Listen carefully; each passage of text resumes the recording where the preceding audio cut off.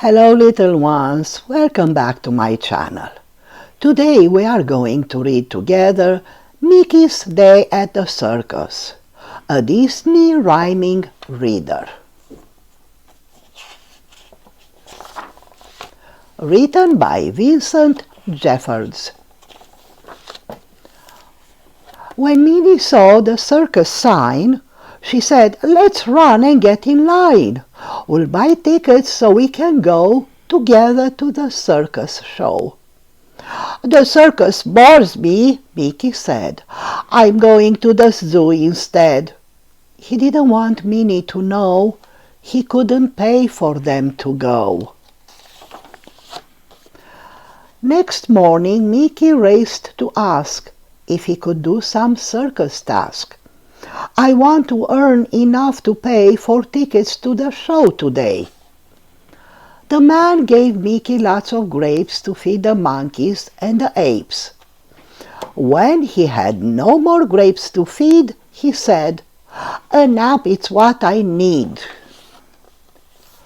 So Mickey looked until he spied a place where he could rest and hide. It was a barrel smooth and deep. He crawled right in and fell asleep. The spot he snoozed in was, in fact, a cannon for a circus act. In every show the gun went boom and shot a man across the room. While Mickey slept, the tent was filled.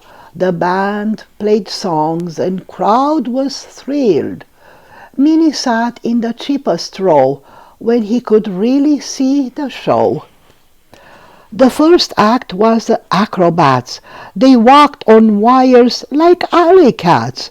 They swung on ropes and the trapeze and did it easy as you please.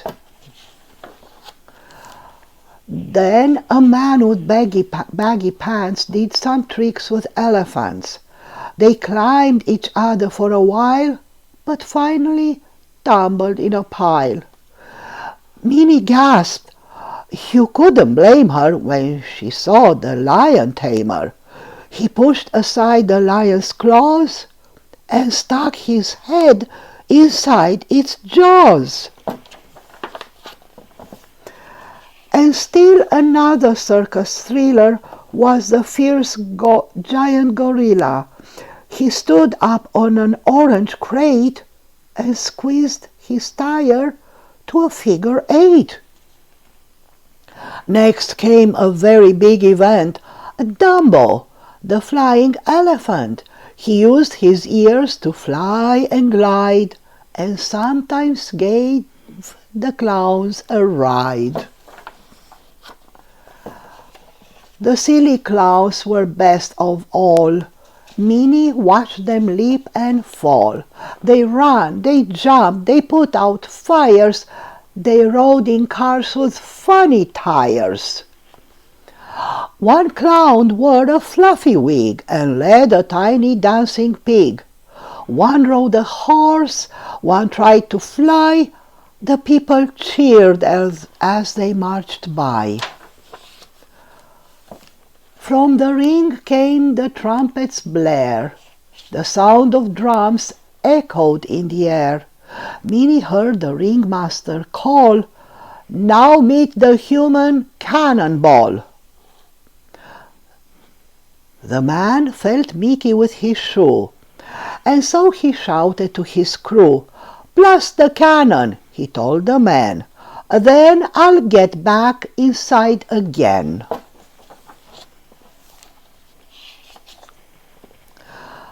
The cannon flashed and then went boom! A mighty rumble filled the room.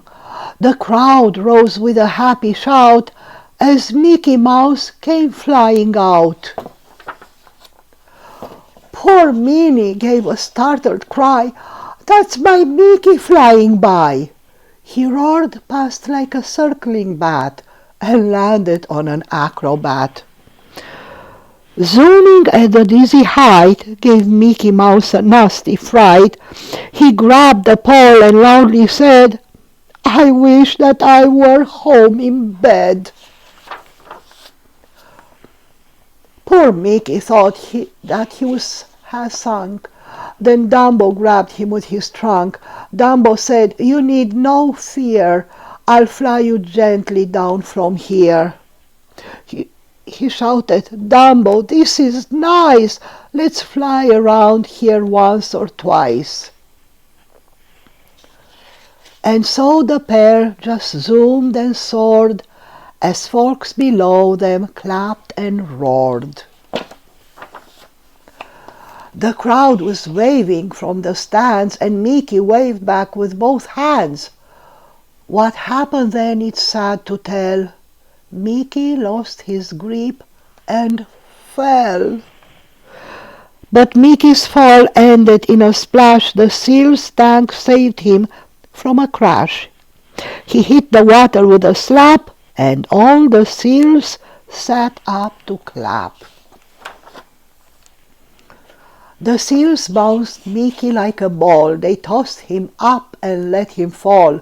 The people yelled, "Hip, hip, hooray!" Mickey was hero of the day.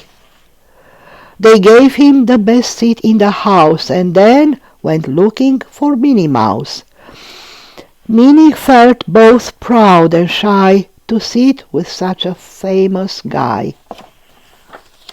The owner said, "Thanks to your skill, you gave the crowd its biggest thrill." He brought them peanuts and balloons. The circus band played happy tunes. Then Minnie said, "You were so wise to give me such a grand surprise. Admit you planned it all the while." He turned his head to hide a smile. The end. Good night and sweet dreams.